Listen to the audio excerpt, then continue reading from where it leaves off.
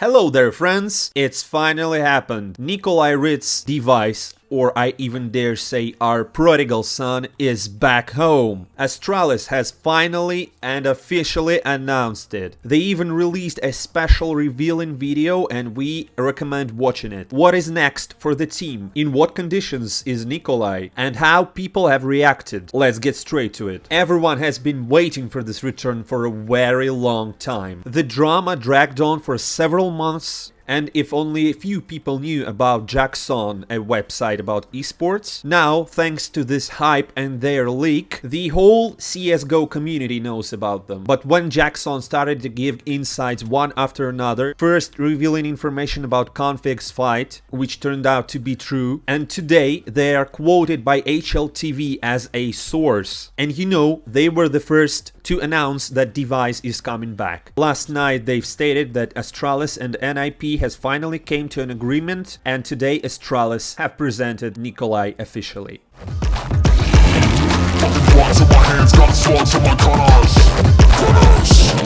on my strap, put on my beam, put on the map, put on my team. Take out every motherfucker in between. Know what I mean? Better myself, better my aim, better my rap, better my name. Killing rappers on my hang, I'm by their chains for the fame.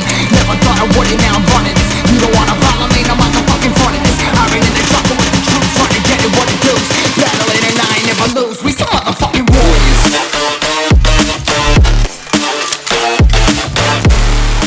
The official announcement had only the background music changed, but that's not really the point. The most wonderful thing is that Nikolai is back. He has returned. So many things have changed during this time. ASTRALIS has turned from an unstoppable esports machine into a complete joke for its own fans. For the first time in their history, they didn't make it to the major. They've lost a bunch of tournaments and basically didn't achieve anything. In recent months, ASTRALIS have been associated with only scandals. You know, Config involved in fights, then there have been multiple spats between Glaive and Cadian. So in general, instead of victories, they were famous only for disappointments and conflicts. But it would be incorrect to say that Device has been successful in restarting his career. He spent almost a year being an inactive player, broke up with his girlfriend, suffered from terrible depression, and generally faded away from people's minds. However, everything turned out to happen just like in a drama movie. ASTRALIS couldn't find a decent sniper, they took Lucky, but he couldn't cope with it. Then they decided to give Glaive the AWP, which turned out to be a weak option also. Then they took Farlick, but he wasn't able to reach 1.0 KD. Apparently, no one except Device can handle this role better. It's a pity that at the major we won't be seeing the backbone of ASTRALIS playing together again. But right after Rio, there will be Elisa Masters in Finland, a tournament with a prize pool of $200,000, which will introduce Device as an ASTRALIS player and show